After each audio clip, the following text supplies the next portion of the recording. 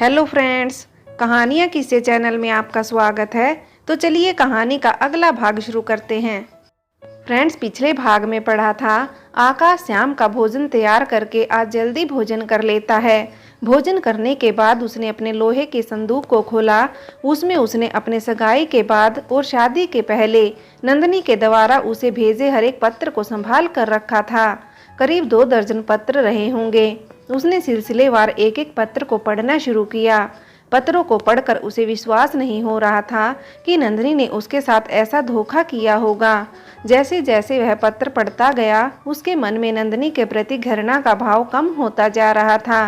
सारे पत्रों को पढ़कर उसने कागज और कलम ली। रेणुका ताई के द्वारा दिए गए सुझाव के अनुसार उसने नंदिनी को पत्र लिखना शुरू करना चाहा। अब तक नंदिनी को दर्जनों पत्र लिखने वाले आकाश के हाथ आज पत्र के पहले शब्द लिखने में ही ठिठक गए। पत्र का पहला अक्षर लिखने में ही 10 मिनट बीत गए। जैसे ही वह पत्र में नंदिनी को संबोधित करते हुए पहली पंक्ति लिखना चाहता, प्रिय जीवन संगनी नंदिनी सर्वदा सुखी रहो, उसके मन में बंटी एवं रवि के साथ साथ उस व्यक्ति की बातें याद आ जाती। इस तरह उसने 5-6 बार इस पंक्ति को लिखा और लिख कर काट दिया। उसका हृदय कहता, मत कह उस बेवफा औरत को जीवन संगिनी, तेरी जिंदगी में आग लगाने वाली वह चरित्रहीन नारी तेरे लिए प्रिय नहीं हो सकती। इस तरह आधा घंटा बीत गया। आखिर उसके हृदय का क्रोध का ज्वाल फट ही गया। उसने कठोर हृदय से कठोर शब्दों का चयन करते हुए नंदिनी को पत्र लिखा।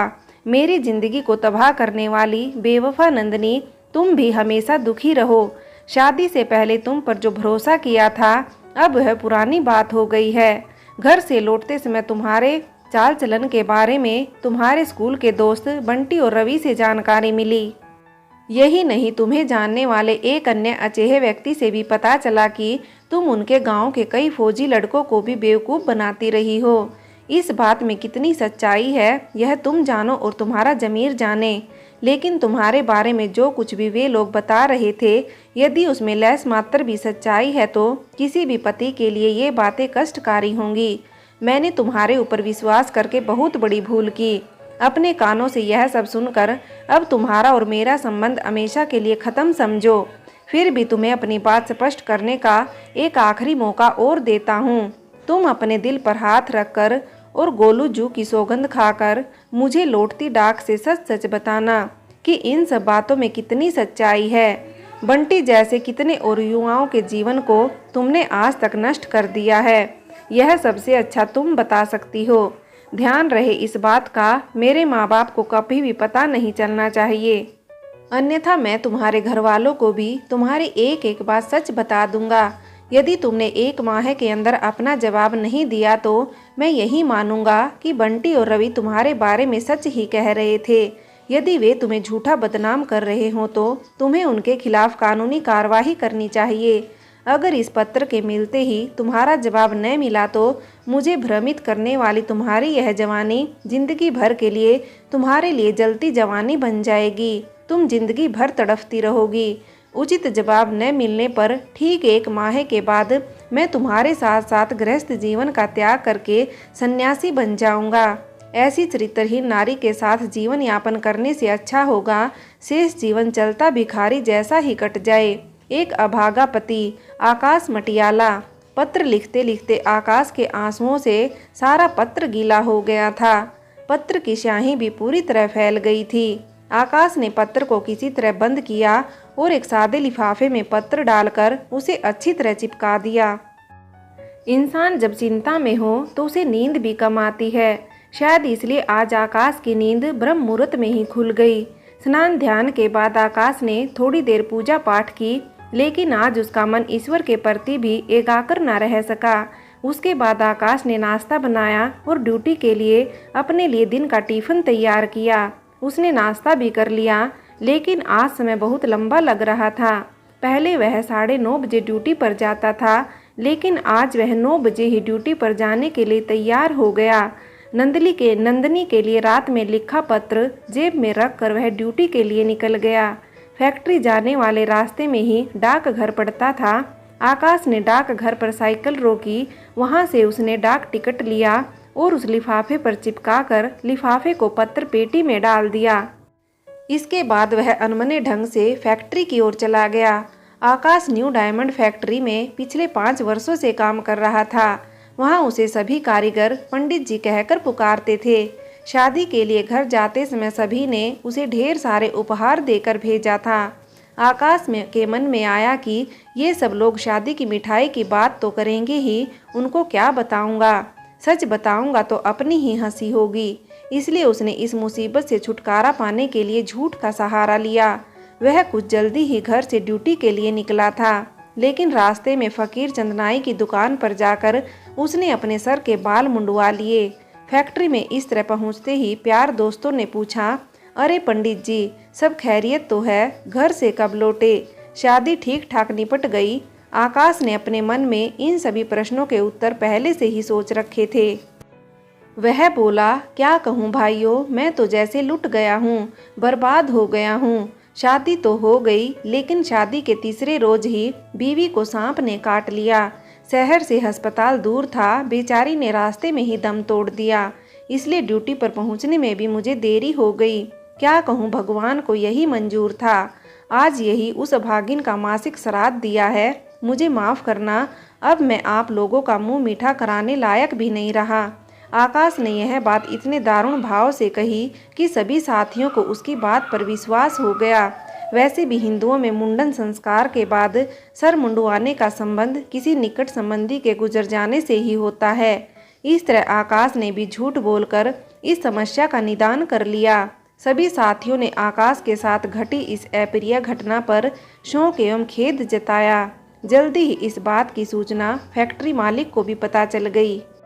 उसने भी आकाश को ड्यूटी पर अधिक समय बाद लौट आने के लिए डांटने के बजाय इस घटना के प्रति संवेदना जताते हुए उसे दोबारा काम पर रख लिया। फैक्ट्री में किसी भी साथी ने भी इसके बाद कभी भी आकाश को उसकी शादी के बारे में कुछ नहीं पूछा। ड्यूटी से छूटने के बाद शाम को आकाश जब अपने कमरे में पहुंचा तो उसे इस हाल में देखकर रेणुका ताई घबरा गई। उसने आकाश से सर मुंडवाने का कारण पूछा तो वह बोला, बस ताई, अब लगता है ज़्यादा दिन तुम्हारे साथ भी नहीं रह पाऊंगा। आपके कहने पर उस दुष्टा को मैंने आज चिट्ठी तो भेज दी है, लेकिन मुझे नहीं लगता कि उस पत्र का जवाब देगी। यदि उसे थोड़ी भी शर्म होगी और उस पर लगाए गए आरोप सही होंगे तो वह कभी भी मेरी चिट्ठी का जवाब नहीं दे सकती है। फिर भी 1 महीने इंतजार कर लेता हूँ, इसके बाद मैं सन्यासी बन जाऊँगा। इसलिए आज पूर्णमासी के दिन बाल भी मुंडवा लिए। अब यह बाल भी जीते जी कभी नहीं करेंगे। आपसे एक अनुरोध है कि यदि आप मुझे अपने बेटे की तरह मानती हैं तो किसी को भी यह बात न बताना कि मेरे साथ ऐसा कुछ हुआ है। मैंने फैक्ट्री में दोस्तों और मालिक को बता दिया है कि मेरी पत्नी को सांप ने डस दिया है, जिससे उसकी मौत हो चुकी है। आपसे भी कोई पूछे तो यही बताना। रेणुका को यह सब बातें सुनकर बहुत दुख हुआ। उसने अपनी तारीफ से आकाश को समझाने का बहुत प्रयास किया, लेकिन वह न माना। उसने रेणुका ताई को सिर्फ इतना बता दिया कि अब अगली पूर्णमासी तक इंतजार करते हैं। उसी दिन मेरे भाग्य का फैसला हो जाएगा कि मैं गृहस्थ की ओर लौटता हूँ या चलता भिखारी बनकर नए सफर पर आगे बढ़ता हूँ। आकाश ने अपने माता पिता के लिए भी सकुशल सूरत पहुँचने की कोई खबर नहीं भेजी। अपनी इस बर्बादी के लिए उसे अब अपने माता पिता भी दोषी दिखाई देने लगे। आकाश के लिए हर नए दिन का हर एक पल परीक्षा के समान था। सूरत से उसके गांव पत्र पहुंचने में 1 सप्ताह का समय लग जाता था। इस तरह 15 दिन तक का समय तो पत्र की इंतजारी का साधारण समय था, लेकिन 15 दिन बीत जाने पर भी हर रोज वह नंदिनी के पत्र के उत्तर के लिए व्याकुल रहने लगा। आखिर इसी व्याकुलता में अगली पूर्णमासी भी आने वाली थी। पूर्णमासी के 1 दिन पहले शाम को ड्यूटी से लौटते समय आकाश उसी शिवालय के बाबा जी की शरण में चला गया। उसने बाबा जी से स्वयं को भी संन्यास की दीक्षा देने की गुजारिश की। बाबा ने आकाश को पहले इस रास्ते के भले बुरे परिणाम बताए। फिर भी जब आकाश ने जिद न छोड़ी तो बाबा जी ने अगली सुबह आने वाले पूर्णमासी के दिन को शुभ बताते हुए उसे शिवालय में आने को कहा। शिवालय से लौटकर आकाश सीधे अपने कमरे में गया। उसे आज भी थोड़ी उम्मीद थी कि हो सकता है घर से नंदिनी का पत्र आया हो। उसने एक बार रेणुका ताई से पूछना उचित समझा कि क्या पता उसकी गैर मौजूदगी में डाकिया पत्र उसे दे गया हो। रेणुका ताई के दरवाजे पर जाकर आकाश बोला, ताई आखिर पूर्णमासी भी आ गई। मेरे पत्र के जवाब में नंदिनी का कोई पत्र नहीं आया, इसलिए अब मैं कल से संन्यास कर रहा हूँ। मेरे कमरे में रखा सारा सामान किसी भिखारी को दे देना। रेणुका ताई आकाश को एकटक देखती रही। उसे मालूम था कि अब आकाश ने दृढ़ निश्चय कर लिया है, इसलिए उसे समझाने से कोई फायदा नहीं है। उसने आकाश को सिर्फ इतना कहा कि बेटा एक बार और सोच लेना, अपने माँ बाप का तू अकेला लड़का है। तेरे सन्यासी बनने पर उनके बुढ़ापे का सहारा कौन होगा। रेणुका ताई से भी जब नंदिनी के पत्र की कोई सूचना नहीं मिली तो आकाश वापस अपने कमरे में चला आया। आज उसकी आखिरी उम्मीद भी टूट चुकी थी। कमरे में आकर उसने सबसे पहले अपनी संदूक से नंदिनी द्वारा लिखे पत्रों एवं उसकी तस्वीर को निकाला। नंदिनी के पत्रों और तस्वीरों को छोटे छोटे टुकड़ों में फाड़कर वह गली की नुक्कड़ पर जाकर उन्हें आग के हवाले कर कमरे में चला आया। आकाश के इस गृहस्थ जीवन की आज आखिरी रात थी। रेणुका बाई भी आकाश के कमरे में चली आई। उसने देखा आकाश बहुत उदास है। उसका सामान अस्त व्यस्त पड़ा हुआ था। रेणुका उसे देखकर खुद भी रोने लगी। वह रोते हुए बोली, तू नहीं माना ना मेरी बात। अगर मेरी जगह तेरी माँ यहाँ होती तो क्या तू उसकी बात भी नहीं मानता। खैर अब तेरी यही इच्छा है तो मैं अब तुझे नहीं रोकूंगी। बस आखिरी बार आज मेरे हाथ का भोजन तो कर ले। इसके बाद रेणुका बाई अपने कमरे पर चली आई। आज उसने आकाश के लिए उसी के मनपसंद का भोजन तैयार किया। ठीक 9 बजे वह आकाश के लिए एक थाली में भोजन परोस कर ले गई। ठीक ऐसे ही जैसे एक सन्यासी भोजन करता है। आकाश ने भोजन ग्रहण किया। रेणुका बाई ने आकाश से कहा, आज से मैं तुम्हारी ताई न रही, बल्कि तुम मेरे लिए सन्यासी हो चुके हो। फिर भी यदि आज के बाद तुम्हारे घर से कोई संदेश, चिट्ठी पत्री आए या घर का कोई नाते रिश्तेदार तुम्हें ढूंढने मेरे घर के पते पर आएंगे तो उन्हें क्या जवाब दूंगी। आकाश बोला, ठीक है माई, मेरे द्वारा यदि इन 5 वर्षों में कोई गलती हुई हो तो अपना बच्चा समझकर मुझे माफ़ कर देना। मेरे घर से कोई भी पत्र आए तो उसे यह लिख कर वापस भेज देना कि आकाश अब इस पते पर नहीं रहता। वैसे तो घर से इतनी दूर मेरी ढूंढ खोज करने कोई नहीं आएगा। यदि आ भी गया तो उन्हें रेलवे स्टेशन के सामने बड़े शिवालय पर भेज देना। वहाँ बाबा संतराम से मुलाकात करके मेरे बारे में पता चल जाएगा। कल मैं उनसे सन्यास की विधिवत दीक्षा भी ले लूँगा। इसके बाद रेणुका बाई अपने कमरे में चली आई। आकाश ने चारपाई से अपना बिस्तर नीचे उतारा। आज वह चारपाई के बजाय जमीन पर ही सोना चाहता था। यह सन्यास की ओर बढ़ाते कदम की गृहस्थ परीक्षा का पूरा अभ्यास भी था। आकाश का नंदिनी को भेजा हुआ पत्र करीब 10 दिन बाद नंदिनी को मिल गया।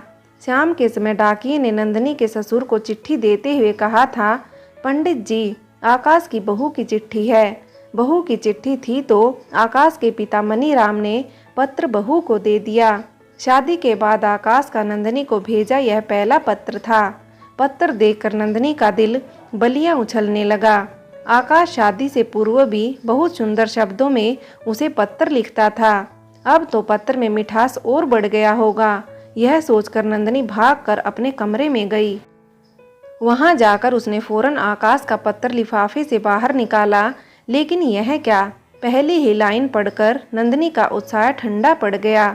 वह जैसे जैसे पत्र को आगे पढ़ती जाती उसे उसके पैरों तले की जमीन खिसकती महसूस होती। आखिर सिसकते उसने पूरा पत्र पढ़ ही लिया। आकाश ने पत्र में जो कुछ लिखा था वह अक्षर सत्य ही तो था।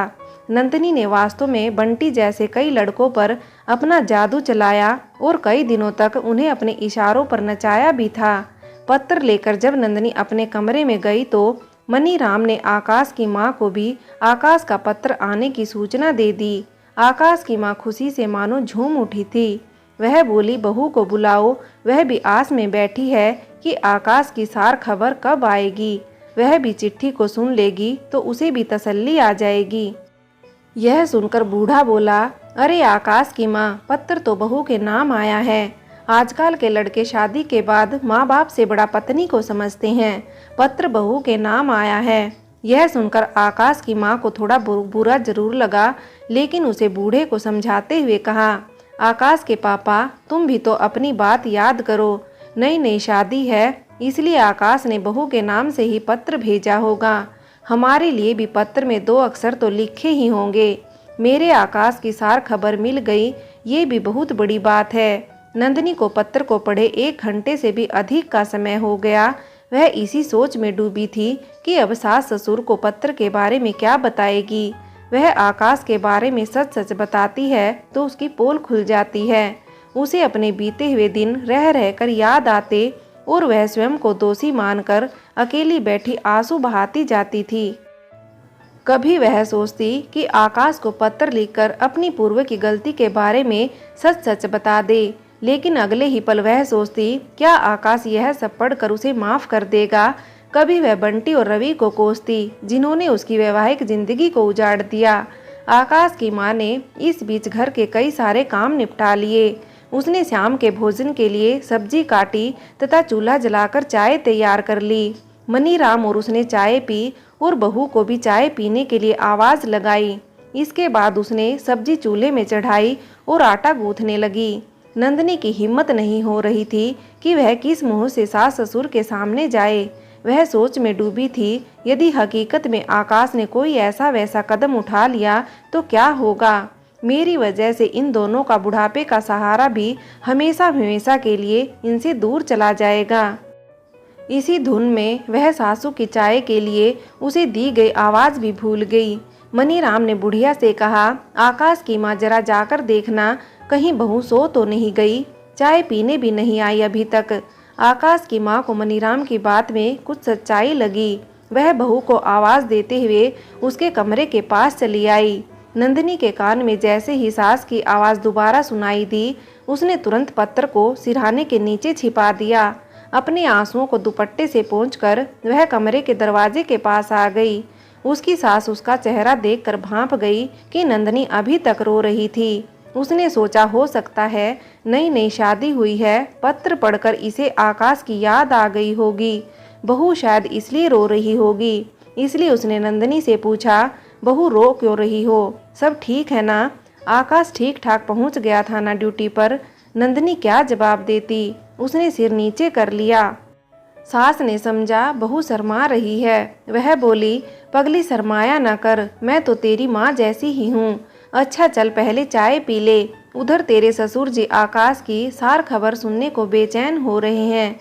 यह कहकर वह नंदिनी को अपने साथ रसोई घर में ले आई। मनीराम रसोई के बाहर बैठा हुक्का पी रहा था। बहू को देखते ही वह बोला, बहू आकाश ठीक ठाक पहुंच गया था ना ड्यूटी पर? क्या लिखा है चिट्ठी में? नाराज तो नहीं है अपने माँ बाप से? नंदिनी के पास ससुर की बात का कोई जवाब न था। वह नजरें नीचे झुकाए सीधे रसोई घर में चली गई। किसी तरह उसने सास के सामने चाय पी। इसके बाद वह रसोई घर के काम में सास का हाथ बटाने लगी। उसने गर्मा गर्म रोटी सब्जी तैयार करके ससुर जी को परोसी। सास और बहू अक्सर एक साथ ही भोजन करती थी। रोटी बनाने के बाद दोनों सास बहू ने एक साथ भोजन किया। भोजन करते समय सास ने एक बार फिर नंदिनी से पूछा, बहू मेरे आकाश ने चिट्ठी में अपने माँ बाप के लिए दुआ सलाम तो लिखा है ना? नंदिनी बोली, हाँ सबके लिए दुआ सलाम लिखा है। गांव में सब बड़े छोटों के लिए यथा योग्य सेवा शुभ आशीष लिखी है। यह कहकर उसने रसोई घर का काम समेटा और फिर अपने कमरे में चली गई।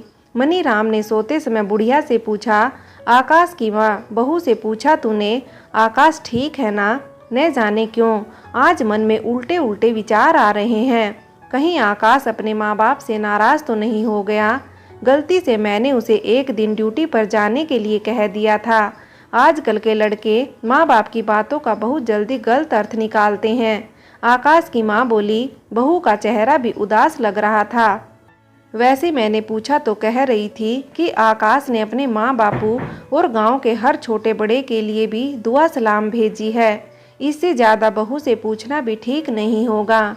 वह भी क्या सोचेगी कि बार बार मुझे पूछ रहे हैं कि हमारे लड़के ने तुझे क्या क्या लिखा है। चलो अब सो जाओ, कल गोलू जू के मंदिर में भेंट चढ़ा आना। मेरा आकाश राजी खुशी काम पर पहुंच गया। चिट्ठी की चिंता लगी थी, वह भी आ गई। मनीराम ने एक बार फिर अपना हुक्का भरा और अपने खाट पर लेटे लेटे हुक्का गुड़गुड़ाने लगा। दिन भर के काम में व्यस्त अपनी खटिया में लेटी बुढ़िया की आंखें लग गई। मनीराम ने भी अपनी चिलम खाली की और जाकर बिस्तर पर लेट गया। थोड़ी देर में उसे नींद भी आ गई। दूसरे कमरे में नंदनी को आज नींद नहीं आ रही थी। उसने शादी से पहले आकाश की भेजी और एक चिट्ठी को पढ़ा। वह हर एक चिट्ठी को पढ़ती और फिर अपनी किस्मत पर रोती। आकाश के आज के पत्र को भी उसने 2-3 बार पढ़ा, लेकिन उसका जवाब लिखने का साहस उसके अंदर नहीं बचा था। उसकी गलती पकड़ी जा चुकी थी। अब उसे यही भय था कि आकाश ने कहीं उसके माता पिता को कोई ऐसा वैसा पत्र न लिख दिया हो। रात के 2 बज चुके थे, लेकिन नंदनी टेबल लैंप के मध्यम प्रकाश में पत्रों में ही खोई रही।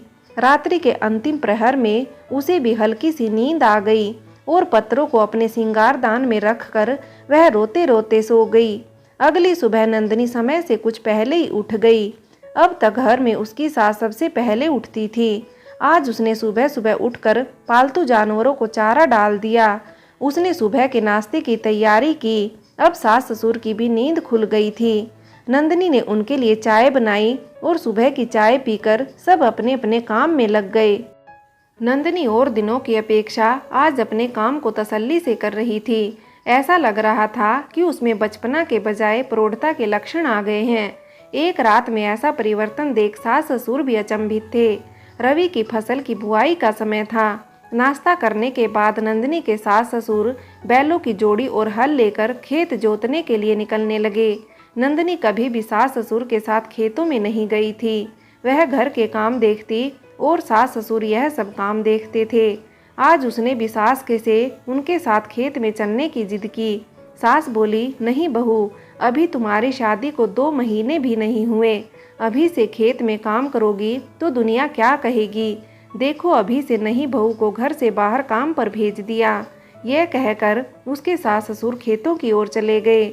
नंदनी ने जल्दी जल्दी घर का काम निपटा लिया। इसके बाद उसने एक बार फिर आकाश का पत्र निकाला और उसे पढ़ने लगी। नंदनी को रात भर में जितना रोना था वह रो चुकी थी। अब दिन में उसे रोते हुए कोई देख ले तो उसकी पोल खुल जाएगी। इसलिए उसने कल के पत्र सहित जो भी पत्र उसे आकाश के द्वारा भेजे गए थे उन्हें फाड़कर चूल्हे में आग के हवाले कर दिया।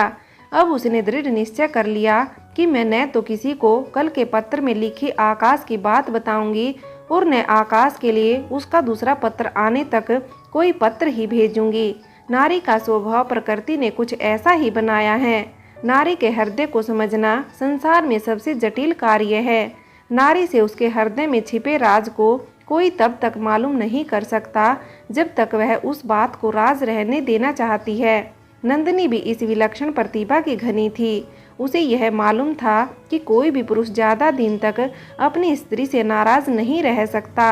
2-4 महीने में तो आकाश को मेरी याद आएगी। तब तक उसका गुस्सा शांत नहीं तो कुछ कम तो हो ही जाएगा। फ्रेंड्स, आगे की कहानी के लिए कहानी का अगला भाग देखें।